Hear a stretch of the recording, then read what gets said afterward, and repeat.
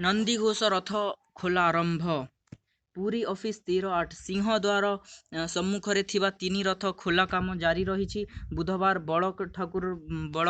ବଳଭଦ୍ରଙ୍କ ତାଳଧ୍ୱଜ ରଥ ଖୋଲା ଶେଷ ପରେ ଗୁରୁବାରଠାରୁ ମହାପ୍ରଭୁ ଶ୍ରୀ ଜଗନ୍ନାଥଙ୍କ ନନ୍ଦିଘୋଷ ରଥ ଖୋଲା ଆରମ୍ଭ ହୋଇଛି। ପ୍ରଥମ ଦିନରେ ଅଁଳା, କଳସ, ଓଲଟ ଶୁଆ, ଖପୁରୀ, ପାରାଭାଡ଼ି, ବଡ଼ ପୋଟଳ ଖୋଲାଯାଇଛି। 15 ଜଣ ଭୋଇ ସେବକ, 9 କମାର ସେବକ ଏବଂ 3 ଥର ମୁଖ୍ୟ ମହାରଣା ଏହି କାମରେ ଲାଗିଛନ୍ତି। ଅନ୍ୟପକ୍ଷେ ତାଳଧ୍ୱଜ ରଥର ଖୋଲାଯାଇଥିବା ସବୁ ଅଂଶକୁ ଶ୍ରୀ ଗୁଣ୍ଡିଚା ମନ୍ଦିର ପରିସରରେ ରଖାଯାଇଛି।